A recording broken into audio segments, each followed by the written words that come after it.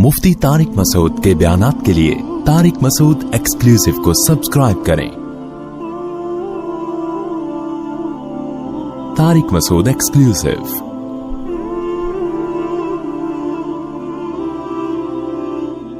हजरत उमर रजी अल्लाह ताला अन्हु हदीस के रावी हैं, मशहूर हदीस जिसको हदीस जिब्रील कहा जाता है कि आप सल्लल्लाहु अलैहि वसल्लम की महफिल में एक शख्स आया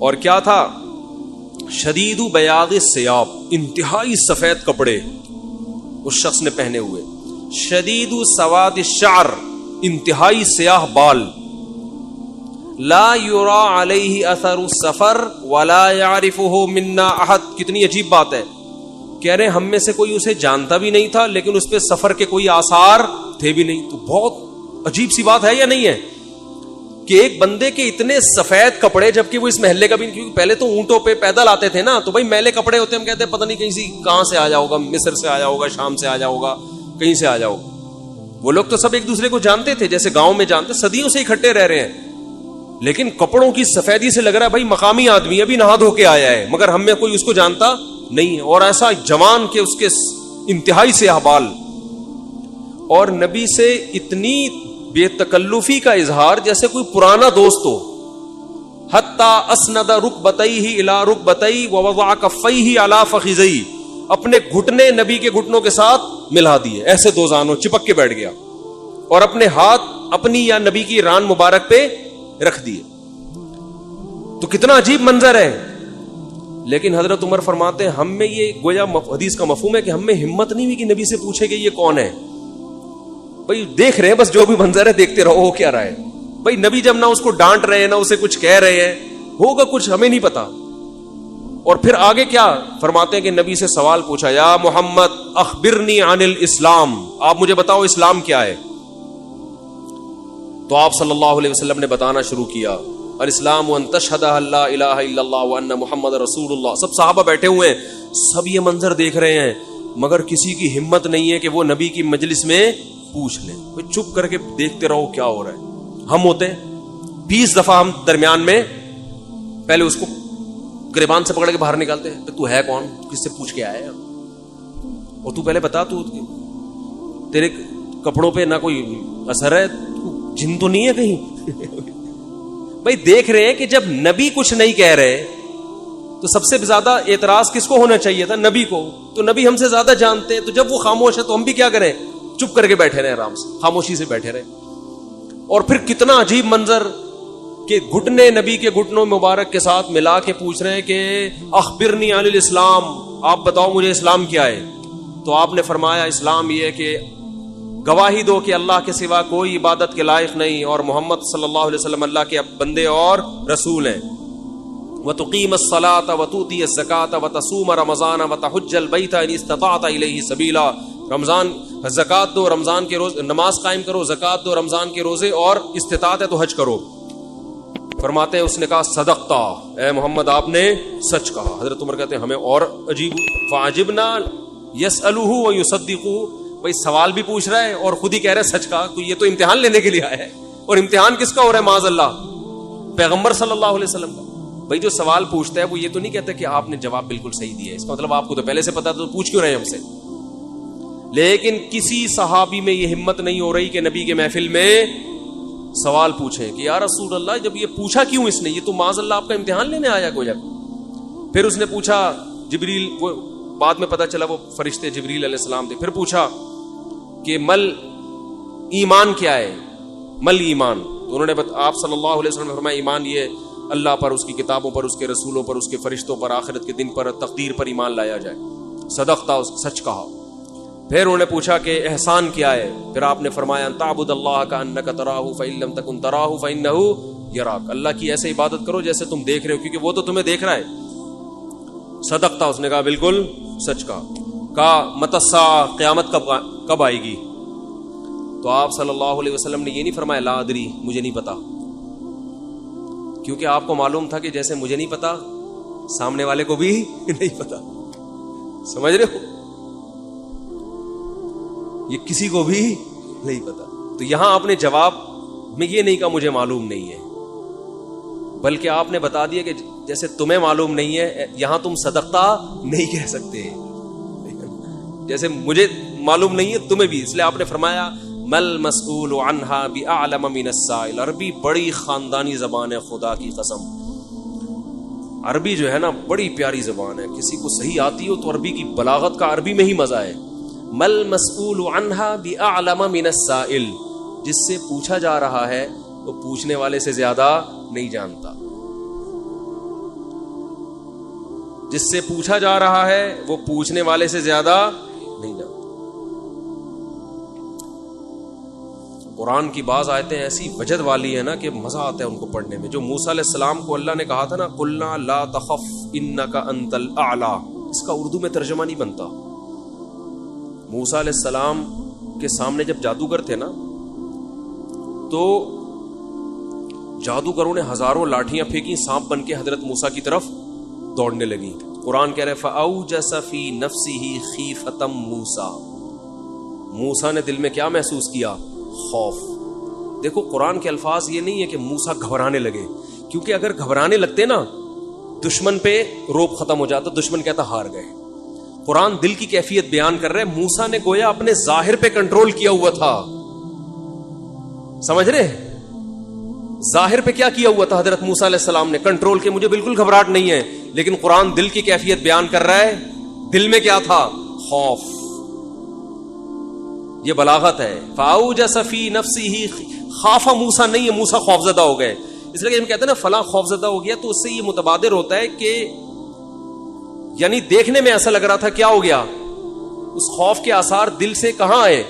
جسم پہ. حضرت موسیٰ نے اپنے اوپر کنٹرول کیا کہ یہ اتنا بڑا مقابلہ ہو رہا ہے اسلام اور کفر کا، ایمان اور کفر کا، کہ اگر میں گھبرانے لگا نا ان کے سامنے تو یہ ان سے ان کا مورال کیا ہو جائے گا؟ بلند. تو قرآن کہہ رہا ہے اوپر سے تو بڑے کانفیڈنس کے ساتھ، لیکن دل کی کیفیت کون جانتا ہے؟ اللہ. فاوجس فی نفسہ، قرآن کہہ رہا ہے دل کے اندر موسیٰ کو خوف محسوس ہوا. قلنا، ہم نے کہا. ہم نے کیا کہا؟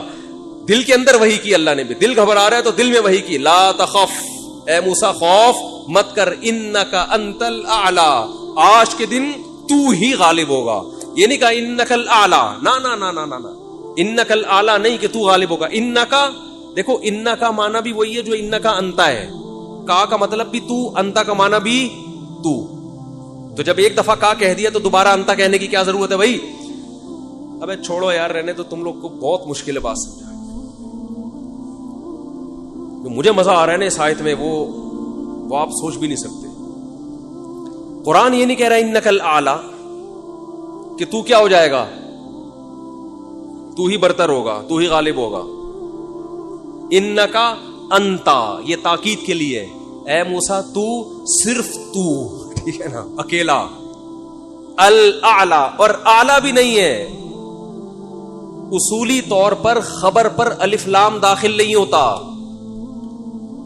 گرامر کے لحاظ سے اصولی طور پر انکا انتا اعلی ہونا چاہیے، یا انکا، سوری انتا نہیں، انکا اعلی. مبتدا معرفہ ہوتا ہے، خبر کیا ہوتی ہے؟ نکرہ. سمجھتے نہیں ہو بات کو؟ جب پڑھو گے نہیں رات کو تو سمجھو گے نہیں بات کو. انکا اعلی ہونا چاہیے. اے موسیٰ تو غالب آ جائے گا، یہ مطلب ہوگا سیدھا سیدھا ترجمہ اس. اللہ نے اعلی پہ الف لام لگا دیا. الف لام جب لگتا ہے نا کسی، تو وہ کسی اسپیسیفک چیز کو کہتے ہیں. جیسے کتاب کا مطلب کوئی بھی کتاب، الکتاب کا مطلب کوئی اسپیسیفک، کوئی خاص کتاب. آپ جب کہتے ہیں بندہ آیا ہے، بچے گھر میں آ کے بتا رہے ہوتے ہیں پنجاب میں بندہ آیا ہے، کراچی میں کہتے ہیں آدمی آیا ہے کوئی. یہ بندہ کا لفظ پنجاب سے امپورٹ ہوا ہے. کراچی میں لوگ کہتے تھے کوئی انسان آیا ہے، کوئی آدمی آیا ہے، تو پنجاب میں کیا کہتے ہیں اس کو؟ بندہ آیا ہے. اچھا شگون کے انسان کا بچہ بن جائے وہ بندہ بن جائے، ٹھیک ہے نا. تو ہم جب کہتے ہیں کوئی بندہ آیا ہے، یہ ایک بندہ آیا ہے، تو وہ ان نون ہوتا ہے. ابو کو بتا رہے ہوتے ہیں ابو ایک انکل آئے ہیں، اس کا مطلب کیا ہوتا ہے؟ کوئی ہے. لیکن اگر ایسا بندہ آیا ہو جس کا آپ کو پتا ہو، یعنی پہلے آ چکا ہو اور آپ اس کے انتظار کر رہے ہو، وہ اسپیسیفک وہ بندہ آ چکا ہو، تو عربی میں کہیں گے البندہ. بندہ عربی کا لفظ نہیں، لیکن میں سمجھانے کے لیے. جاء رجل، یہ سڑے راغلے، یو سڑے کہیں گے نا, یو سڑے راغ لے, موقع دے کے بھاگ لے. ایک بندہ آیا ہے, جا الرجل, تو اس کا مطلب وہ ایک مخصوص بندہ ہے جس کا پہلے سے آپ کی کھوپڑی میں تصور ہے. تو قرآن کہہ رہا ہے انکا انت الاعلی. الاعلی کا مطلب کہ جب مقابلہ ہو رہا ہے نا, تو جو شخص برتر آنے والا ہے لوگوں کے ذہن میں گویا کہ اس کا ایک تصور ہے کہ ایک نہ ایک جیتے گا, تو وہ جو جیتنے والا مخصوص شخص ہے, آپ کے علاوہ کوئی بھی نہیں ہے وہ, اور صرف آپ ہی ہو. الاعلی کون ہے آج؟ الاعلی, اعلی نہیں بلکہ الاعلی کون ہے؟ پورا ترجمہ ہو نہیں سکتا اس کا. وہ کون ہے؟ اے موسیٰ صرف اور صرف تو ہی ہے, تو لا تخف, تجھے خوف زدہ ہونے کی ضرورت نہیں ہے. تو کیا بات کر رہا تھا میں, یہ آیت کہاں سے آ گئی؟ ہاں, تو یہی نبی صلی اللہ علیہ وسلم نے جو فرمایا نا, مل مسئول عنہا بأعلم من السائل, بھی کیا ہے؟ بلاغت ہے. جس سے پوچھا جا رہا ہے وہ سائل, مسئول سائل سے زیادہ نہیں جانتا. تو پھر حضرت جبریل نے, وہ جو انسان تھے, وہ جبریل تھے, انسان کی شکل میں آئے تھے, انہوں نے پوچھا کہ علامات بتائیں, تو آپ نے فرمایا انت لد الامۃ ربتها. اس حدیث پہ جو ادب والی بات ہے وہ میں بھی گچی پکڑ کے رکھنا بھول نہ جاؤں, لیکن اس حدیث میں بات آ گئی ہے. تو ایک دلچسپ بات کیا ہے, آپ نے قیامت کی پہلی علامت بتائی کہ باندی اپنے آقا کو جنے گی. یعنی لونڈی اور غلام سے جو بچہ پیدا ہوگا وہ ماں کا بیٹا کم اور ماں کا باپ, بولو, زیادہ. ماں کا مولا اور ماں کا آقا زیادہ ہوگا. غلام کی مثال نہیں دی کیونکہ غلام مرد ہوتا ہے نا, اس پہ تصرف تھوڑا سا پھر بھی کم ہوتا ہے, یعنی وہ آپ کی ملکیت میں ہوتا ہے لیکن اس پہ کنٹرول کم ہوتا ہے کیونکہ آدمی ہے. جب عورت آپ کی ملکیت میں ہوتی ہے, لونڈی, اس پہ وہ تو کمزور ہے نا, اس پہ کیا ہوتا ہے آپ کا تصرف زیادہ. تو جو مکمل غلام اور باندی تھی وہ جب جنے گی جس نسل کو, تو ہونا تو یہ چاہیے تھا کہ جس نے جنا ہے اس کا مقام اونچا, لیکن جس کو جنے گی نا وہی اس پہ کیا کرے گا. یعنی ماں کا تو ایسا حق ہے نا, ماں کو تو ساری دنیا جانتی ہے نا کہ ماں نے کیسے گود میں پالا, کیسے جنا, اور لوگ ماں کے تانے دیتے ہیں نا. حضرت موسیٰ علیہ الصلوۃ والسلام نے جب حضرت ہارون کی داڑھی پکڑ کے کھینچی ہے نا, جب حضرت موسیٰ علیہ السلام کوہ طور پہ گئے تورات لینے, پیچھے بنی اسرائیل نے بچڑے کی عبادت شروع کر دی. ہارون علیہ السلام کو نگران بنا کے گئے تھے کہ ذرا ان کی حفاظت کرنا, بڑے نالائق لوگ ہیں, دائیں بائیں نہ ہو جائے. تو جب واپس آئے تو دیکھا کہ وہ کیا کر رہے ہیں, بچڑے کی عبادت. تو حضرت موسیٰ کو سب سے پہلے غصہ کس پر آیا؟ حضرت ہارون پر. اپنے بھائی کی داڑھی پکڑ کے کھینچی کہ ما منعک اذ رأیتہم ضلوا, یہ گمراہ ہو رہے تھے, آپ نے روکا کیوں نہیں؟ تو حضرت ہارون نے کیا کہا, باپ کا واسطہ نہیں دیا بلکہ ماں کا. لا یبن اماں, اے میری اماں کے بیٹے, اے میری ماں کے بیٹے, کیونکہ یہ رشتہ فوراً سمجھ میں آتا ہے. ماں کا واسطہ کیونکہ محبت کی علامت ہے نا. ابا جو ہے نا وہ تربیت کے لیے اللہ نے بنائے, وہ محبت زیادہ ابا سے امیدیں نہیں لگایا کریں. ابا کی ایک الگ ویلیو ہے, محبت بہت زیادہ کرتے ہیں ابا, لیکن وہ جتلاتے نہیں ہیں. وہ کہہ رہے ہیں تمیز سے زیادہ لاڈ پیار دکھاؤ گے نا ابا, یہ ہو گیا تمیز سے بیٹھ وہاں جا کے آرام سے, ٹھیک ہے نا, جو بات ہے ادب تمیز. ماؤں کو زیادہ ادب تمیز نہیں, ماؤں کو لاڈ چاہیے ہوتے ہیں. تو اس لیے ابا محبت تو بہت کرتے ہیں لیکن وہ آسانی سے سمجھ میں نہیں آتی کیونکہ تعظیم اس پہ غالب ہوتی ہے. اماں کی محبت 2 منٹ میں سمجھ میں آ جاتی ہے. تو جب بھی واسطہ دیا جاتا ہے کس کا؟ اماں کا. تو حضرت ہارون بھی واسطہ کس کا دے رہے ہیں کہ بھائی ایک ہی ماں کے ہم دونوں اولاد ہیں, آپ اتنی سختی تو نہ کریں نا, ماں کا واسطہ دے رہا ہوں آپ کو, یبن اماں, اے میری اماں کے بیٹے. تو ماں جو اتنا قریبی رشتہ ہے, جس کی محبت سب کو سمجھ میں آتی ہے, اس کو غلام بنا لینا تو یہ کھوپڑی میں آنے والی بات نہیں ہے. لیکن حدیث میں کیا آتا ہے, قرب قیامت میں بیٹا کیا ہوگا, ماں پہ حکومت کرے گا, بیٹا ماں پہ حکومت کرے گا. تو ہونا تو یہ چاہیے تھا کہ جو جنے, وہ جس کو آپ جن رہے ہیں وہ کوئی ایک قسم کی لونڈی غلام ہو, ماتحت ہو, لیکن الٹا حساب ہو رہا ہوگا. تو یہ بھی پتا چل رہا ہے کہ ادب مارکیٹ سے کیا ہونا شروع ہو جائے گا, شارٹ. مطلب حدیث کا یہی ہے کہ چھوٹے جو ہے نا وہ بڑوں کی جگہ ہو جائیں گے اور بڑے, اور یہ خدا کی قسم آج اپنی آنکھوں سے میں دیکھ رہا ہوں, زیادہ تر لبرل لوگوں کے گھروں میں دیکھ رہا ہوں, دیندار گھروں میں کم. باپ اور ماں اپنے بچوں کو اسکولوں میں 15-20 ہزار روپے فیسیں دے کر بدتمیز بنا رہے ہیں باقاعدہ پیسوں کے ذریعے. یعنی اسکولوں میں پڑھا رہے, ماڈرن اسکول ہیں, اور بہت ہی ماڈرن قسم کے اسکول جن میں مذہب نہیں ہے. بچہ انگلش بہت اچھی بول لیتا ہے, اور ٹھیک ٹھاک فیسیں دے کے کیا کر رہے ہیں, اپنی نافرمانی پیسے دے کے سکھا رہے ہیں. آج بھی میرے پاس ایک کیس آیا, کسی کو نہیں پتا چلے گا کس کی بات ہو رہی ہے. ایک صاحب نے کہا میں نے اپنی بچی کو ایڈمیشن کروایا, میں 20 ہزار روپے فیسیں دے رہا ہوں, اور وہ چرس پی رہی ہے, وہ پتہ نہیں کتنے لڑکوں سے دوستیاں لگا رہی ہے. تعلیم کو فوکس کرنے کے چکر میں تہذیب کا بیڑا غرق کر دیا. یعنی گویا کہ پیسے دے کے باقاعدہ کیا جا رہا ہے, اپنے بچوں کو خراب کیا جا رہا ہے. تو جنا بھی خود, احسان بھی خود کیا, اور نکلا کیا رزلٹ, وہی آپ پہ کیا کر رہا ہے حکومت, وہ آپ کی ایک بات ماننے کے لیے تیار نہیں ہے. تو یہ وہ دور ہے جس سے ہم گزر رہے ہیں. تو اس میں بھی ادب کی تلقین کی گئی ہے. جب کچھ اس طرح کے لوگ آتے ہیں نا میرے پاس, کہ باپ بیٹا بیٹھا ہوا ہوتا ہے اور باپ اپنے بیٹے کی شکایتیں کر رہا ہوتا ہے بڑے دھیمے لہجے میں کہ بچے کو غصہ نہ آ جائے, اور بیٹا جواب دے رہا ہوتا ہے بڑی اونچی آواز میں. یہ میں نے بہت دیکھ لیا ہے, بہت دیکھ لیا اپنی زندگی میں. اس سے مجھے فوراً وہ حدیث یاد آتی ہے کہ اس کو باپ ہونا چاہیے اور اس کو بیٹا. باپ کو یہ ڈر لگتا ہے کہ یار اب میری اولاد ہے, یار میں کوئی اونچی آواز سے وہ ایک دم میٹر نہ گھوم جائے. دیکھو یہ اولاد کے نالائق ہونے کی علامت ہے کہ آپ نے اپنے باپ کو یہ اتھارٹی نہیں دی ہے کہ وہ آپ کو ڈانٹ سکے.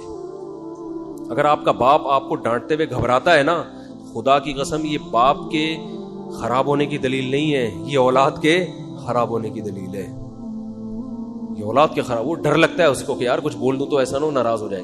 میں نہیں کہہ رہا اولاد پہ بیجا سختیاں کریں یا خام خامے ڈانٹ ڈپٹ کرتے رہے, اس سے تو ڈپریشن کے مریض بنتے ہیں. ماں باپ ظلم بھی کرتے ہیں. اس پہ میں انشاءاللہ بیان کروں گا کہ میرا ارادہ ہے, میں نے جو سینٹ میں بل پیش ہوا نا کہ ماں باپ کو اولاد پہ ہاتھ اٹھانے کی اجازت نہیں, شوہر کو بیوی کو ڈانٹنے کی اجازت نہیں, تو یہ بالکل خلاف ہے, لیکن اس کا ناجائز فائدہ بھی اٹھایا جاتا ہے. تو ماں باپ کو بلا وجہ اولاد پہ ہاتھ اٹھانا شرعن جائز. آج ایک صاحب بحث کرنے لگے کہ مجھے اجازت دی ہے شریعت نے کہ میں اپنے بچے کو تھپڑ مار سکتا ہوں. میں نے کہا آپ کو اجازت شریعت نے نہیں دی ہے کہ بلا وجہ آپ اپنے بچے پہ ہاتھ اٹھائیں, اور خاص طور پہ نابالغ پہ. نابالغ کے حقوق اسلام میں بہت زیادہ ہیں. ماں کو اجازت نہیں اپنا غصہ آپ کسی اور پر ہے نکال کس پہ رہی ہے.